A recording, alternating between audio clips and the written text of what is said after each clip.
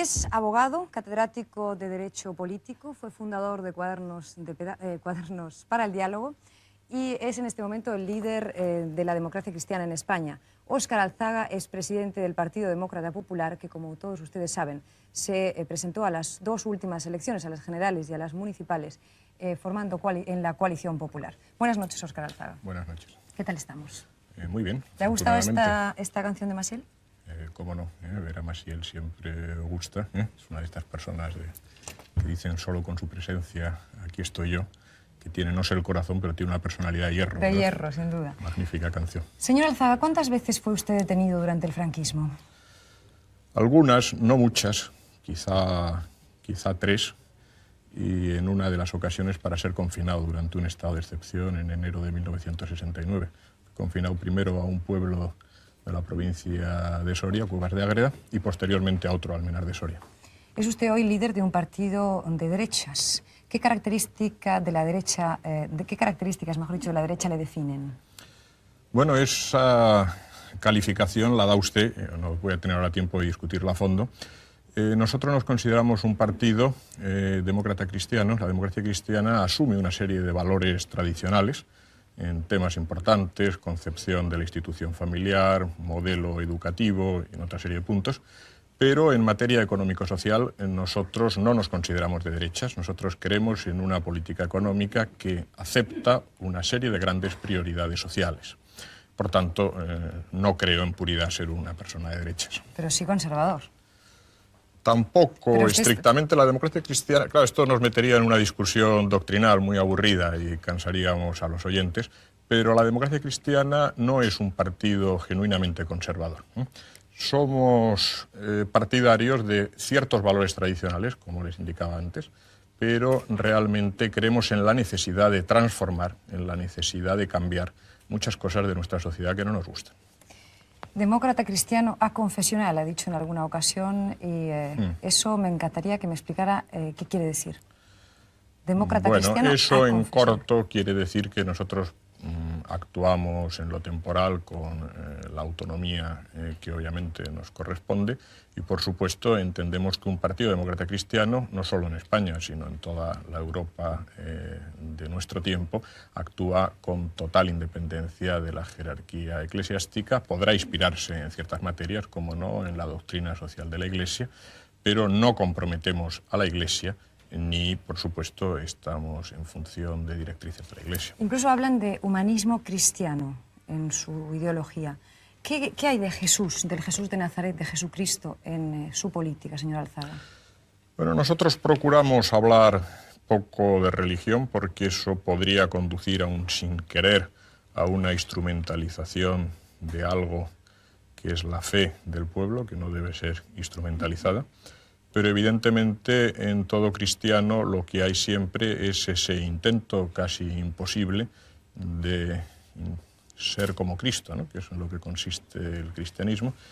Eso en política es muy difícil, pero, repito, nos llevaría muy lejos, creo que demasiado lejos. Usted seguramente habrá leído el periódico esta mañana, el diario. Muy mal, porque lo he intentado leer en el avión y me he encontrado con unos amigos y prácticamente casi no lo he leído. Bueno, pues le cuento yo que Margaret Thatcher declaró en televisión en Inglaterra, creo que fue ayer, que era partidaria de la reinstauración de la pena de muerte. ¿Cuál es su postura al respecto? Bueno, en España, como usted sabe, la abolición de la pena de muerte tiene rango constitucional. Sería preciso modificar la Constitución. Yo no soy especialista en materias criminales. Este es un tema muy debatido, como usted sabe, en muchos países, el efecto disuasorio que puede tener la pena de muerte para ciertos delitos. Sinceramente, no soy yo la persona más autorizada para hablar sobre ello. Lo que le puedo decir es que la posición del Partido Demócrata Popular es la de que no es conveniente modificar la Constitución española. La Constitución española es un marco de convivencia que tiene valores importantes en los que aún hay que profundizar y que hay que desarrollar. Y en consecuencia nosotros hoy no somos partidarios ni siquiera de plantearnos esta cuestión. Usted sabe que un político tiene por obligación, necesidad de tratar con la gente. ¿A usted no le da miedo la gente a veces? Miedo no, porque es lo más importante, ¿verdad?, que hay en una sociedad, es su pueblo. Lo que me da miedo es el que en ocasiones los políticos tienden, yo no sé si conscientemente o no, a manipular a la gente. Por ejemplo, me da miedo cierto clima psicológico que se genera en los mítines y el que ciertos políticos parecen embriagarse, generando unas reacciones de psicologías de masas. Eso, sinceramente, en más de una ocasión me he quedado pensando en que eso no es bueno. Ustedes, en las últimas elecciones tuvieron un gran avance como partido y me gustaría saber qué tal van las relaciones con AP, con Alianza Popular, su hermana mayor, por decirlo de alguna forma. Van muy bien, sinceramente. ¿Bien? A pesar de que usted va poco por el Parlamento. Bueno, el que yo vaya poco por el Parlamento no significa malas relaciones ni con el PSOE, ni con Alianza Popular, ni con ninguno de los otros partidos que tienen representación parlamentaria. Yo soy una persona que no da abasto, creo que trabajo muchas horas al día y en ocasiones en un Parlamento en el que el derecho al voto prácticamente ha desaparecido por parte de la oposición, porque hay una mayoría absoluta que con carácter mecánica se impone siempre, y en que solo prevalece el otro gran derecho de un parlamentario, que es el derecho a voz. Uno piensa si quizá haya ciertas prioridades de trabajo en otros terrenos y se pueda exponer las posiciones en las que creemos a través de otros parlamentarios. Pero yo tengo previsto, como es natural en esta legislatura, intervenir y complicarle, dentro de las reglas del juego, un poco las cosas al partido que está en el gobierno. ¿Usted cree? En su momento lo haremos. ¿Usted cree que es normal? Bueno, esto se lo voy a preguntar después. Me gustaría saber qué tal se trabaja junto al señor Fraga, por mucho que son partidos distintos. Nosotros tenemos unas relaciones porque me han hecho la pregunta más de una vez. Sí, no me extraña. Hay preguntas que uno ha tenido que contestar varias veces. Nosotros somos un partido que estamos desarrollando unas relaciones a nivel de coalición que funcionan cada vez mejor, como es natural, en ocasiones surgen dificultades, pero que cada vez funcionan mejor.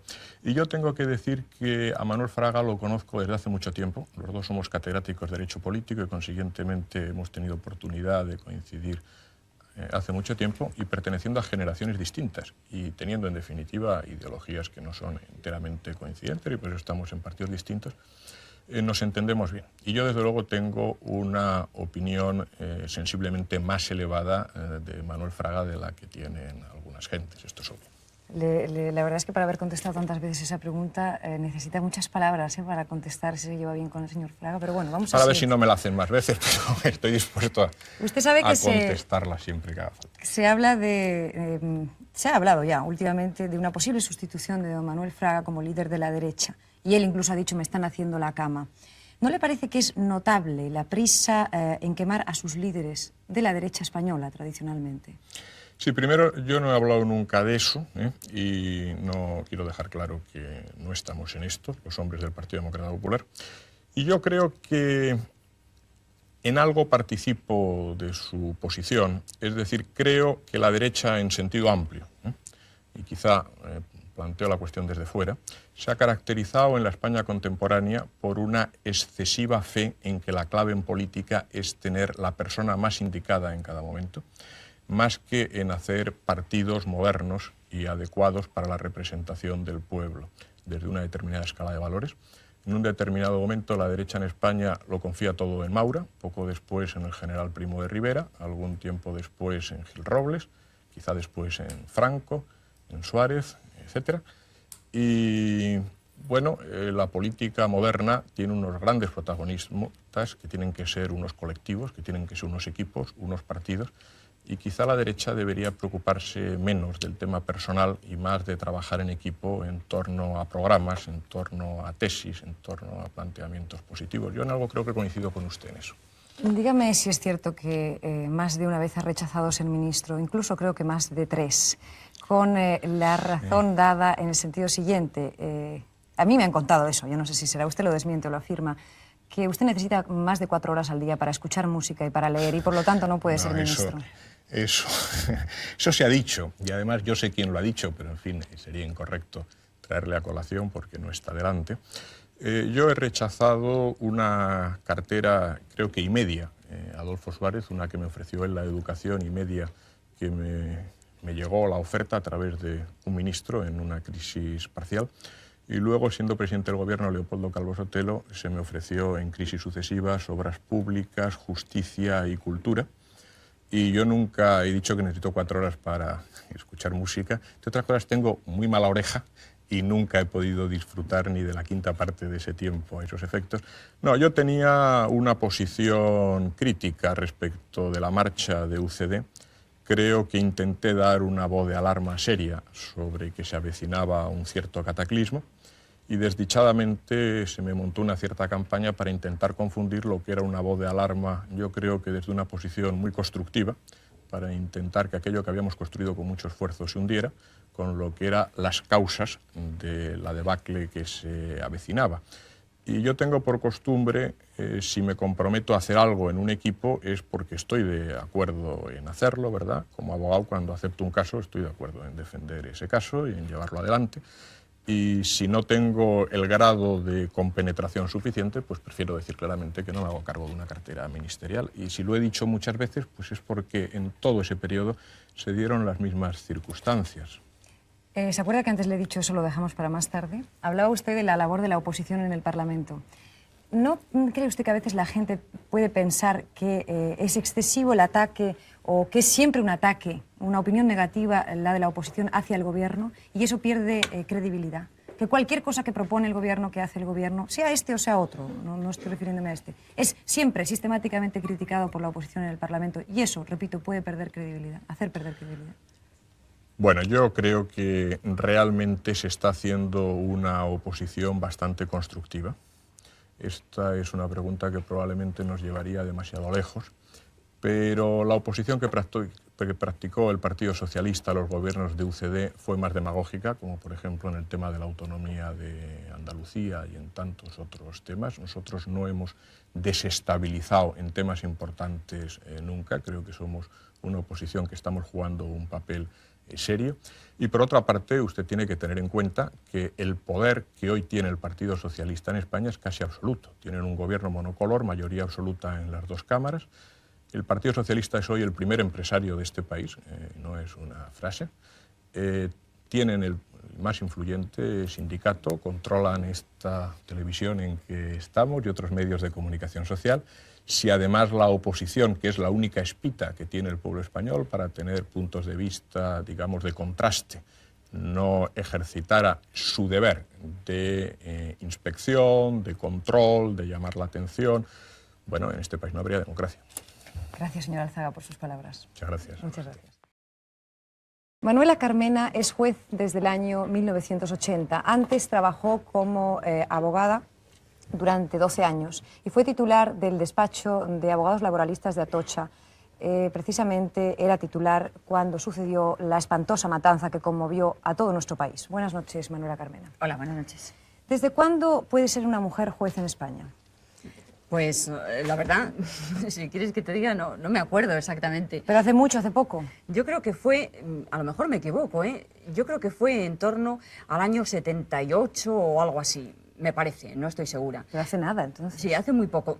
Te digo que verdaderamente yo no lo sé, porque, vamos, no lo recuerdo exactamente, porque en aquel momento yo desde luego ni se me ocurría ser juez, entre otras cosas, pues porque no me hubieran permitido serlo, ¿no?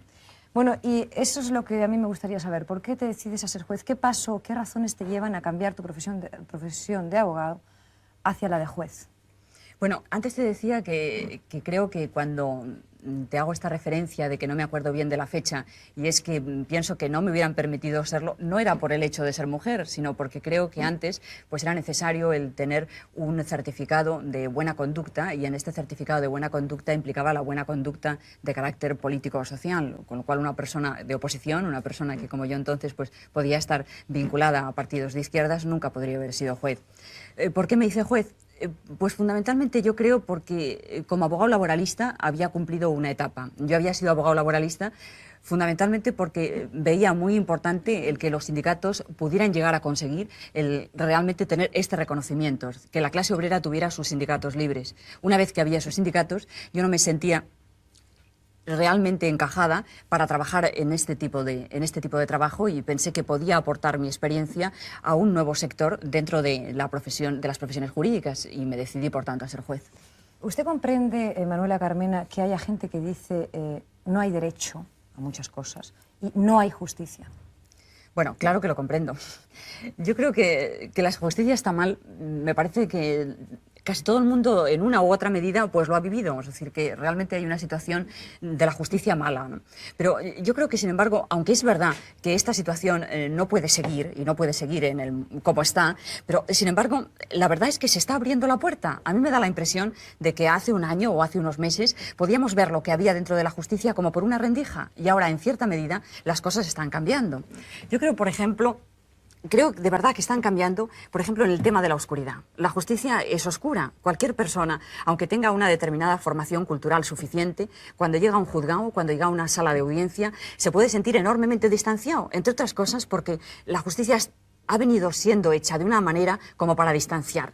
Cosas como, por ejemplo, las preguntas. En la justicia pues no se llaman preguntas, se llaman en los procesos pues posiciones, repreguntas, sí, quizá alguna vez preguntas, pero generalmente todo es una impresión distanciadora. Pues bien, ahora yo creo que pronto se va a empezar a discutir en el Parlamento una nueva ley de enjuiciamiento civil, una reforma muy esencial en la que yo espero que todas estas estructuras arcaicas que no valen más que para distanciar el individuo del hecho importante de juzgar desaparezcan.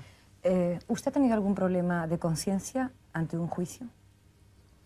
Bueno, yo creo que no. A mí me parece que a veces se quiere hacer como muy difícil la tarea de juzgar. Yo creo que fundamentalmente juzgar es sencillo, porque juzgar significa el valorar unas determinadas conductas. Y esta valoración hay que hacerla teniendo claro cuáles son los valores más esenciales que en un determinado momento se discuten. Y por eso yo creo que no es realmente un problema de conciencia. Muchas veces es un problema fundamentalmente de sentido común y de lógica. ¿Usted cree que los procesos sociales van, y la vida misma, ¿no? Lo que nos ocurre va muchas veces, casi siempre, por delante de las propias leyes, y eso, si es así, es negativo para nosotros? Yo creo que sí, ese es un tema muy negativo del derecho, ¿no? Que las leyes van siempre a la zaga de todos los procedimientos, de todo el sentir social y del proceso social. Entonces, lo que ocurre es que la ley constantemente se queda anticuada. Entonces, quizá por eso es tan importante la figura del juez, porque el juez tiene que estar interpretando la ley, pero interpretándola siempre teniendo presente el papel que debe jugar la ley. Y la ley, y yo esto me gusta mucho recordarlo, no hay que olvidar que la han hecho los hombres y para el beneficio de los hombres. No, la ley no la ha hecho Dios, la ley no la ha hecho ningún espíritu, no la ha hecho ningún elemento coactivo. La ley hemos decidido hacerla los hombres para nuestro mayor bienestar. Entonces, en esta medida, la ley jamás debe ser absurda o ilógica o realmente imposible de cumplir. Tiene que ser algo que beneficie esencialmente a la propia estructura de la sociedad y, por tanto, ha de estar ligada al propio proceso, al cambio de la sociedad constante. Me gustaría que me hablara de una noticia que ha saltado a la actualidad hace muy poco, y es la creación de una corriente llamada Jueces para la Democracia dentro de la Asociación Profesional de la Magistratura. Primero, ¿es que hay alguien que pueda no estar por la democracia? El título es Jueces por la democracia o para la democracia. Bueno, el título exactamente es Jueces para la democracia. Y me gusta que me hagas esa pregunta porque, desde luego, tiene que quedar muy claro que, como estamos en una democracia, precisamente los jueces, el Poder Judicial, somos los que tenemos que defender la democracia. Y, por tanto, es evidente que todos los jueces son porque tienen que ser demócratas. Es decir, es algo que no es discutible. Lo que ocurre es que también hay que tener presente algo muy importante, y es que el Poder Judicial que hoy día tenemos está formado en gran parte, por supuesto no todo, porque hay nuevas promociones, pero está formado en gran parte por los jueces que lo fueron en la dictadura. Y, por tanto, puede verdaderamente producirse un proceso, que es el que estamos viviendo, en el que, siendo los jueces los que deben garantizar la democracia, es necesario el que esos jueces y esa estructura judicial se acople para que pueda verdaderamente servir a la democracia. Creo que en ese sentido, Jueces para la Democracia, lo que nos proponemos es el conseguir que toda la estructura judicial vaya evolucionando para realmente servir a la democracia en el sentido que la justicia está prevista por la democracia en nuestra propia Constitución. ¿Y qué es lo primero que tienen que hacer? ¿Qué es lo primero que hay que hacer en la justicia española? Bueno, yo creo que lo que hay que hacer en la justicia son muchas cosas. Yo creo que, en primer lugar, hay que pensar que la reforma de la justicia va a ser larga. Yo creo que, si digo 10 años, pues no me quedo corta. Lo que ocurre es que estos 10 años hay que hacerlos sin parar, cambiando, constantemente modificando. Entonces, es esencial contar con que desde el Ejecutivo, desde el Consejo del Poder Judicial, desde el Ministro de Justicia, desde el Ministerio de Justicia, haya un movimiento imparable de reforma. Pero también, y no nos debemos olvidar, somos los propios profesionales de la justicia los que tenemos que hacer esta reforma de la justicia. Y ahí yo quiero decir algo que muchas veces le doy vueltas, y es que no solamente los profesionales de la justicia somos los jueces, también lo son los fiscales, también son los notarios, los registradores de la propiedad, y también, y para mí, un escalón importantísimo son los abogados. Y yo creo que, sobre todo, los abogados tienen un papel verdaderamente determinante en lo que hace referencia a la corrupción. Las posibilidades que tienen ellos para decir esto se ha acabado, vamos a plantear unas relaciones con la justicia de una manera diferente son esenciales. Ha hablado de corrupción, astillas, prebendas. Hace pocos días ha sido admitida la querella por delito de cohecho, por presunto delito de cohecho cometido en el ejercicio de su profesión a 2 jueces de Barcelona, por presunto delito de cohecho. ¿Quiere esto decir algo para usted, para Manuela Carmena, como juez? Bueno, el tema de la corrupción yo creo que es un tema muy importante, porque para mí va ligado a lo que es necesario que constantemente nos estemos planteando. Creo que todas las personas que en una u otra manera estamos formando parte de la vida pública de nuestro país. Es necesario moralizar la sociedad en la que vivimos y, por tanto, dentro de una estructura de moralización, la corrupción no es admisible. Es decir, hay que acabar con todo tipo de corrupción.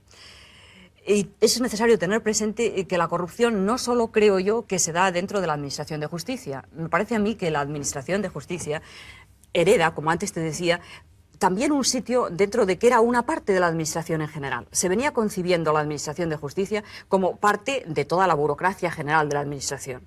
Entonces, yo creo que hay corrupción en la Administración de Justicia, pero la hay también en la Administración en general.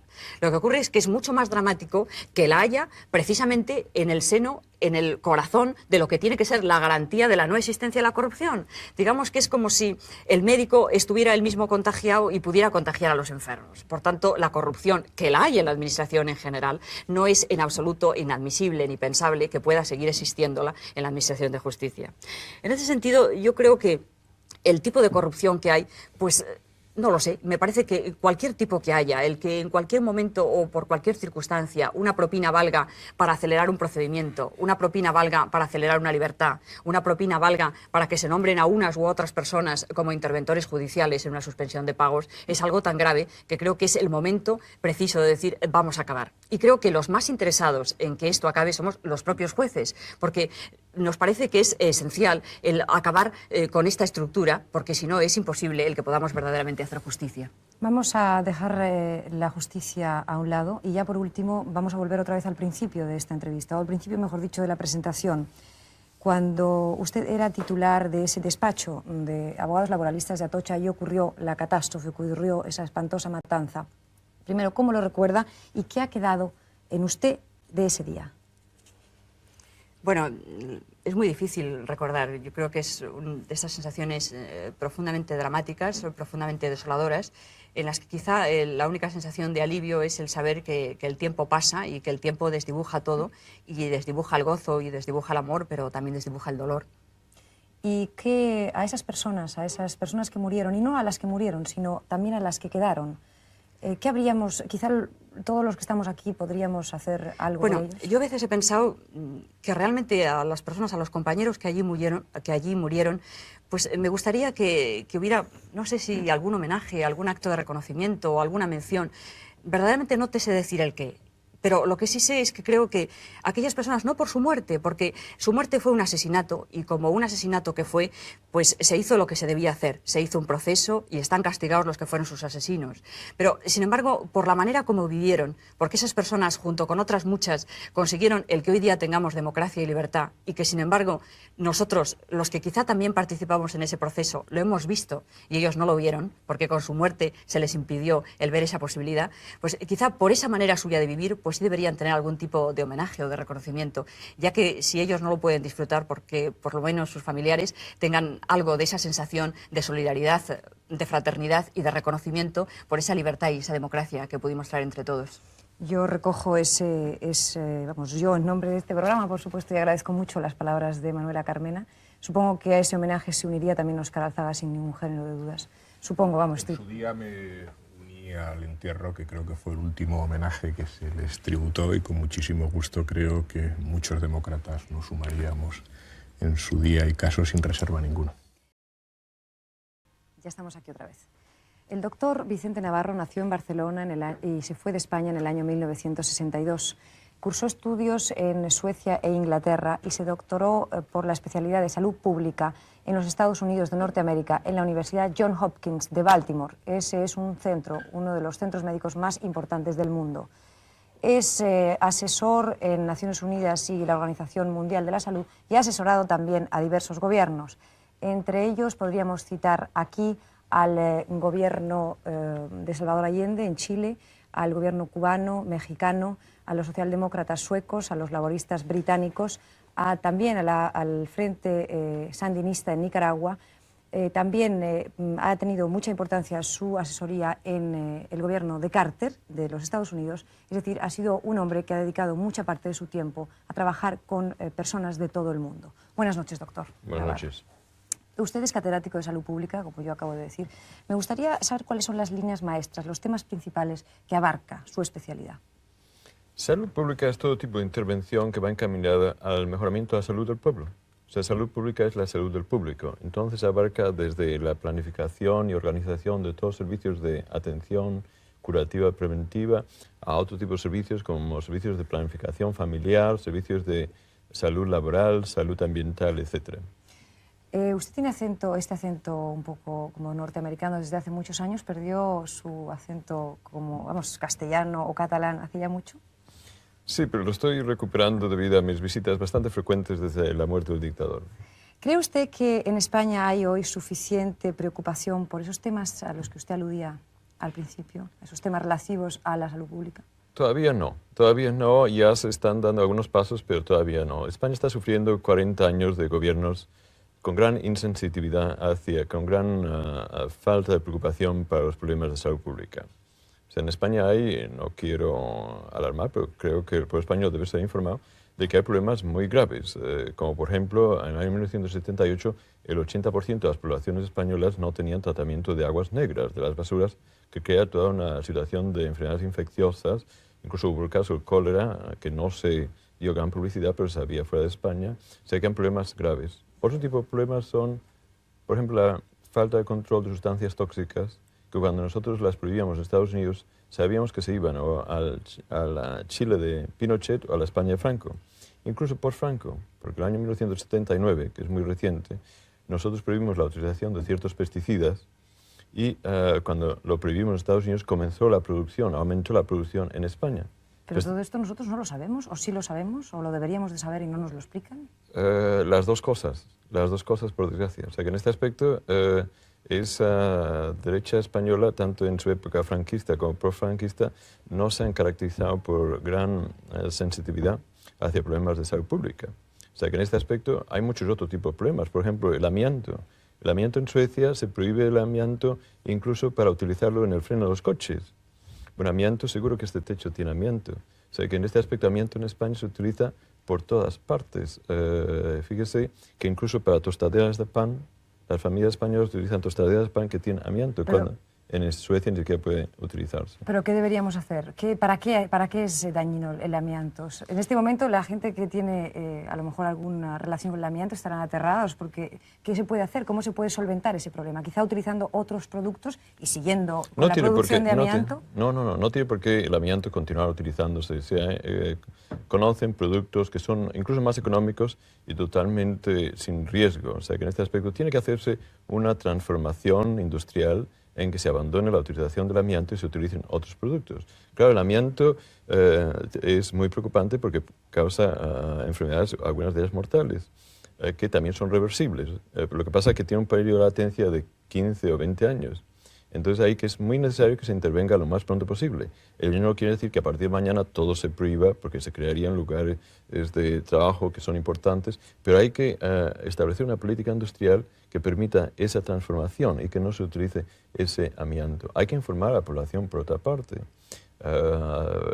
Es que el problema es grave. Por ejemplo, en España la gasolina utiliza una concentración de plomo que son 10 veces la concentración que se utiliza en la Comunidad Europea. O sea, casi cualquier tema que se toca hay problemas muy graves. No quiero implicar que no hayan también cosas que ya se están haciendo, por ejemplo, el programa de control de las aguas negras de Madrid y Barcelona son bien conocidos a nivel internacional. O sea que hay pasos, pero recientes, y no hay todavía unos medios de información que la población se la informe, y esto es preocupante. ¿Cuál es su opinión de la sanidad española? Supongo que después de todo lo que acaba de decir, no creo que sea muy positiva. ¿Tenemos delante una falta de recursos? A lo mejor es falta de dinero. No. ¿O no, por no. el contrario es muy buena la sanidad española? En su opinión? No. La infraestructura sanitaria de España es deficiente y hay que informar al pueblo español porque hay que romper con ese triunfalismo que España ha vivido por tantos años y decirle al pueblo la verdad. O sea que en este aspecto la situación sanitaria en España es muy deficiente, es muy preocupante.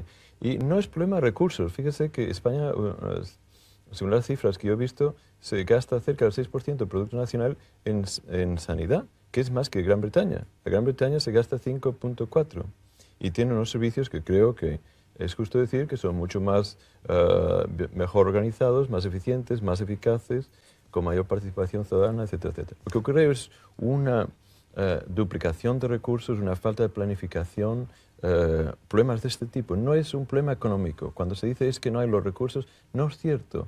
Si el problema es un problema de voluntad política, si hay voluntad política para hacer una transformación sanitaria o no. ¿Cuál es su opinión sobre la industria farmacéutica en España? Bueno, es una industria que no es española, es sucursalista. La mayor parte son multinacionales que tienen sus dimensiones españolas, que tienen un poder tremendo. Fíjate que la seguridad social en salud, el 20%, a finales de los 70, se gastaba en farmacia. O sea, el 22% del presupuesto de salud en seguridad social en farmacia, cuando en Estados Unidos nosotros nos gastamos el 8% y ya lo creemos excesivo, y aquí el 22%. El gasto de farmacia es tremendo. En publicidad solo, del año 1970 al año 1974, la industria farmacéutica española se gastó en publicidad un gasto tal con el que se hubieran podido construir 25.000 camas. O sea que es un problema. También una falta de control de la calidad. En un estudio que se hizo en el Congreso norteamericano se estimó que el 80% de los fármacos que venían de las multinacionales norteamericanas, y no tengo por qué creer que las otras multinacionales son diferentes, el 80% tenía una publicidad que era limitada, errónea o equivocada. O sea que en este aspecto la industria farmacéutica española es un centro de poder enorme que se ha aprovechado muchísimo de la situación bastante preocupante, incluso en algunas dimensiones caóticas de la sanidad española. Usted ha mostrado ciertas discrepancias con un documento del Consejo General de Colegios Médicos de España que afirmaba que desde el punto de vista científico la vida empieza en el momento de la concepción. ¿Qué tiene que decir al respecto? Bueno, yo continuaría, porque además dicen que hay consensos en la comunidad científica internacional de que este es un principio científico.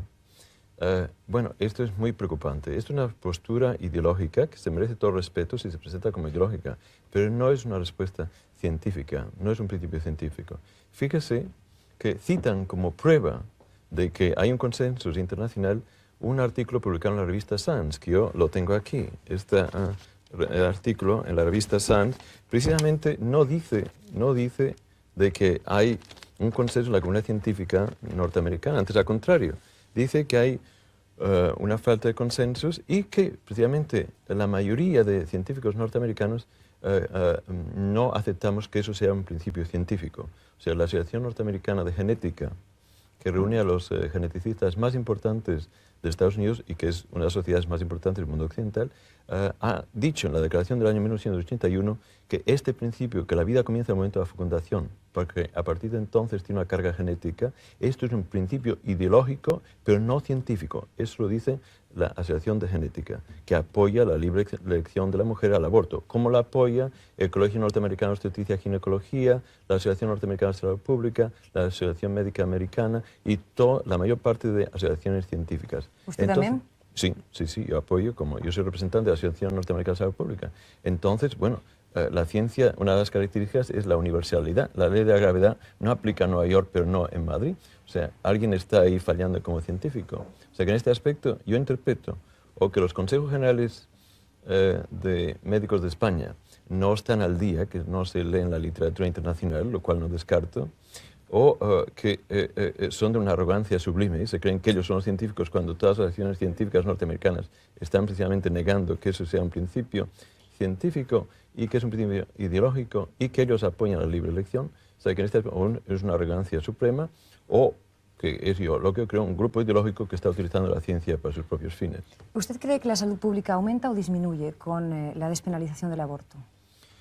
Bueno, no solo es mi opinión, esa es también la opinión, como digo, de la mayor parte de las asociaciones norteamericanas, incluyendo la Asociación Norteamericana de Salud Pública, que han dicho claramente que apoyan la libre elección por razones especialmente de provida. Ese eslogan provida que los antiabortistas han monopolizado es totalmente erróneo. La evidencia científica muestra lo contrario. Yo y todos los representantes de aquellas asociaciones estamos a favor de la libre elección y de la accesibilidad al aborto porque nos permite salvar vidas de muchas mujeres. Fíjese, en Estados Unidos se legalizó el aborto en el año 1973. Bien, aquel año se nos permitió salvar el 40% de vidas de mujeres que habrían sido muertas debido al aborto ilegal. O sea, la mortalidad materna descendió un 40% solo en un año.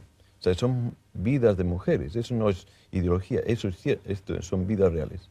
También estoy a favor porque se permite un mejoramiento de la mortalidad infantil. La Asociación Norteamericana de Salud Pública en Estados Unidos ha indicado de que si el aborto no estuviera disponible, nuestra mortalidad infantil aumentaría un 20%. Pero usted sabe que hay mucha gente que no es partidaria del aborto. Hay muchas capas de la sociedad española que no lo admiten, que consideran que es incluso un asesinato, eso se ha dicho, un crimen. Sí, ¿Qué les diría a estas personas desde aquí, desde su categoría como catedrático de salud pública de un centro tan importante, por otro lado, ¿no? Bueno, mi respuesta sería a dos niveles. En primer lugar, que se deje de utilizar ese lenguaje terrorista que es intolerable en una democracia. No mates a tu hijo. Esto no se permite, creo. Y por otra parte, que sea más riguroso en ese debate. Se están utilizando pósters que están utilizando un feto que ya se sabe. Internacionalmente siempre utilizan el mismo póster que llamamos en Estados Unidos Little John, o Pequeño Juanito, que es un feto de cerca de 8 meses que pesa 2,5 kilos y es de 45 centímetros, cuando la masa celular más frecuente en el aborto es de 2 centímetros y de 2 gramos. O sea que incluso se utiliza un lenguaje dramático, excesivo. Esto es en cuanto a los que utilizan esas técnicas. A la población que no está de acuerdo con el aborto, pues yo le pediría una tolerancia democrática en la que en este aspecto nadie está forzando a nadie a abortar. Están solo pidiendo un principio democrático que la mayoría del mundo occidental, en Europa únicamente Portugal, España y Malta, están todavía prohibiendo el aborto.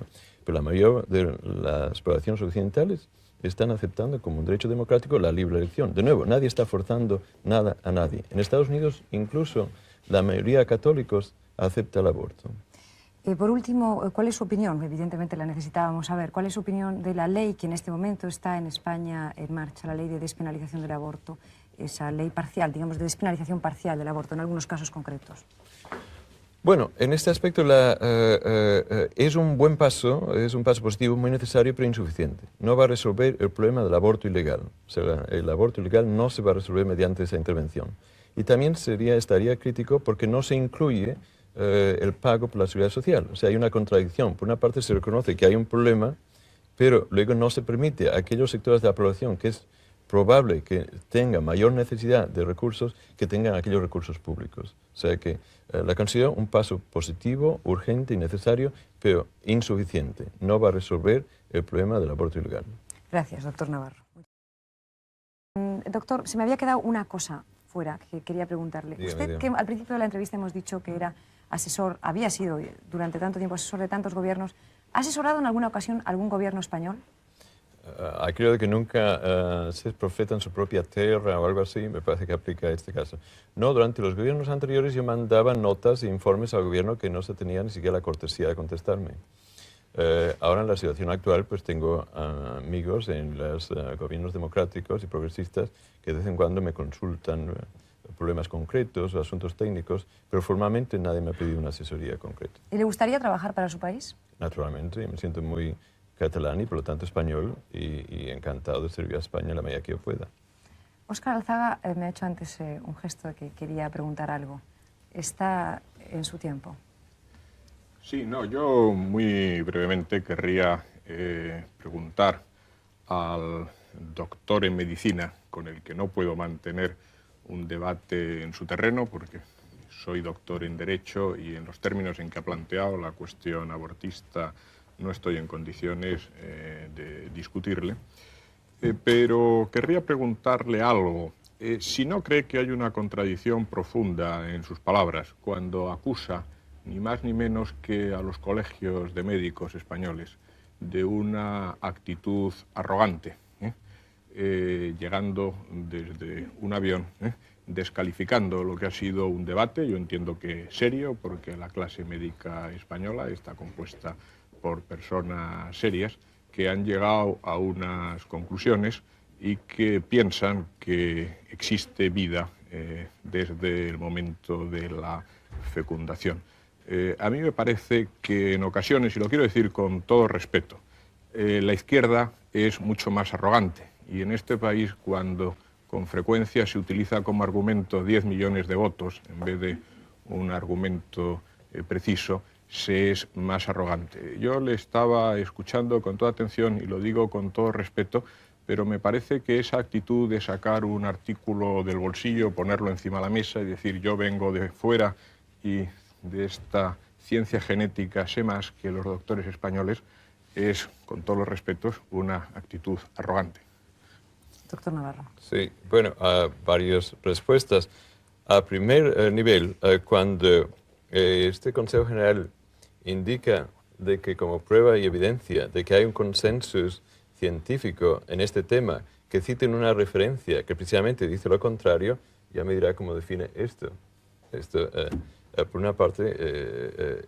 Por otra parte, cuando se dice que hay un consenso científico, están implicando que aquellos que no están de acuerdo con ellos no somos científicos. Esto, señor, a mi manera de ver y en mi lenguaje, es una arrogancia enorme. O sea, lo que debían haber dicho es con toda realidad decir, mire, pues no hay consenso en el mundo científico y algunos dicen una opinión A y una opinión B, que ellos tienen una opinión minoritaria que me parece muy legítima, pero es minoritaria y la mayor parte de comunidades científicas en el mundo que ellos utilizan como punto de referencia, que es el norteamericano, están precisamente en contra de ellos. O sea que yo creo que al decir que hay un consenso entre toda la comunidad científica y el artículo que ellos dicen, lo dicen muy claro. Dice, y me permita, este criterio es aceptado por los científicos e investigadores médicos en todo el mundo. Bueno, esto es un insulto a todas las comunidades científicas internacionales de que precisamente están en su postura opuesta. O sea, que aprendan en este aspecto no utilizar ese tipo de discurso y que presentan la realidad como es. Es probable que no la conozcan, pero tienen que ponerse al día y leerse que las relaciones científicas internacionales, las más importantes, están precisamente tomando una postura contraria a la suya. Adelante. Sí, no, yo iba a citar precisamente al doctor, el señor Fraga Iribarne en las Cortes citó un argumento de peso del doctor Gordon, es decir, él argumentaba sobre un doctor americano para defender su teoría. Sí, bueno, es típico, precisamente es típico. O sea, me parece muy bien que diga que el señor Gordon tiene esta opinión, pero Fraga no dice esto, dice, como Gordon dice la ciencia, etcétera, etcétera. Bueno, ¿quién es este doctor Gordon de la Clínica Mayo? Pues un señor que está en una minoría muy reducida dentro de la comunidad genética de Estados Unidos. Entonces, en este aspecto, cuando se votó en la Asamblea de la Asociación Norteamericana Genética sobre esta resolución que la vida comience en el momento de la fecundación, comienza el momento de la fecundación porque tiene una carga genética, eso se declaró por gran mayoría, pero por gran mayoría, de que no era un principio científico. Entonces Gordon se opuso y tiene todos los derechos a oponerse, pero que entonces Fraga presenta esta actitud minoritaria como representando la ciencia internacional, me parece una poca seriedad y un ejemplo de aquella falta de rigor que estaba precisamente hablando. Ha pedido la palabra. Bueno, primero, exacto, Manuela Carmen había pedido hablar. Adelante. Bueno, yo es que me ha sorprendido, Óscar, que tú hayas hablado de derecha e de izquierda, atribuyendo precisamente a la izquierda el vicio de la falta de tolerancia, o mejor dicho, de la arrogancia, ¿no? Y de la arrogancia, indiscutiblemente, es la falta de tolerancia. Yo creo que en este tema, sin perjuicio del debate científico, lo que no podemos olvidar es que lo que se trata es de la despenalización del aborto. Entonces, despenalizar es dejar de que sea delito algo que hasta ahora se ha considerado delito. Y ahí es donde yo creo que hay que hacer una referencia a lo que yo antes hablaba. Las leyes tienen sentido cuando están unidas a una situación social, porque la sociedad quiere que sigan existiendo estas leyes. Pero cuando hay una realidad de hecho de que un número importante de mujeres, muy importante de mujeres, abortan ilegalmente, esto significa que empieza a haber en las capas de la sociedad una actitud de exigencia de cambio de esa legislación que no se considera adecuada. Yo creo que esto indica que una ley, por mucho que se mantenga, cuando la sociedad la rechaza, a lo largo esa ley deja de tener esa función y, por tanto, tiene un rechazo que implica que la misma no puede cumplir el objetivo para en que en principio está diseñada. Entonces, en ese sentido, creo que una expresión específica de la falta de comprensión y la falta de tolerancia es no permitir que a determinadas mujeres, a grupos de mujeres que quieren realmente el usar de este derecho de disposición de su propio cuerpo no se les permita. Y, por tanto, me parece que la mayor expresión de la arrogancia y de la falta de tolerancia la tiene quien quiere que todas las personas actúen como piensa el que debe actuar. No, yo no he puesto sobre la mesa la palabra arrogancia, la ha puesto alguien antes y con ese motivo hemos quizá introducido la conversación sobre un derrotero que no era esencial. Sí me parece esencial que en materia de derechos y libertades no estamos en función de minorías o mayorías de opinión, ni de científicos ni de la población. Los derechos y libertades de las personas tienen que estar salvaguardadas de mayorías coyunturales. El derecho a la vida de una persona está por encima de que una determinada mayoría puede afectarle o que haya otra persona que le quiera privar de su derecho a la vida, aunque sea su madre. Estamos ante un problema que a mí me parece capital, en el que me parece que se está haciendo una simplificación grande y es muy difícil que en este coloquio podamos ahora entrar seriamente en él. Pero es evidente, por ejemplo, y solo es traer a colación un dato, de que en nuestra sociedad hay muchos matrimonios dispuestos a adoptar niños y es difícil encontrar niños que adoptar. Quien aborta ilegalmente, bueno, correrá unos riesgos clínicos, no lo sé, pero es evidente que si no quiere tener el niño, por las razones en las que no podríamos entrar ahora, que sean muy distintas en cada caso, es posible compatibilizar el que no se hagan cargo del niño y que el niño viva. Y el que el niño viva es muy importante.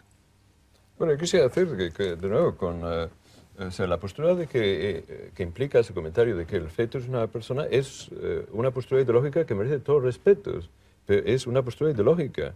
En este aspecto, en una democracia se tiene que mantener una pluralidad de opiniones y posturas ideológicas, pero lo que es intolerable es que un grupo ideológico imponga al resto de la sociedad una postura que es ideológica y, es más, utilizando argumentos pseudocientíficos que la mayoría de la comunidad internacional científica precisamente niega. O sea, eso es lo que yo le recordaría a los señores de la derecha, que es muy importante que reconozcan que lo que están diciendo que es ciencia es una postura ideológica y que por lo tanto tienen y se deben al pueblo español esa diversidad y tolerancia de opiniones. Nadie está forzando a ellos a que aborten.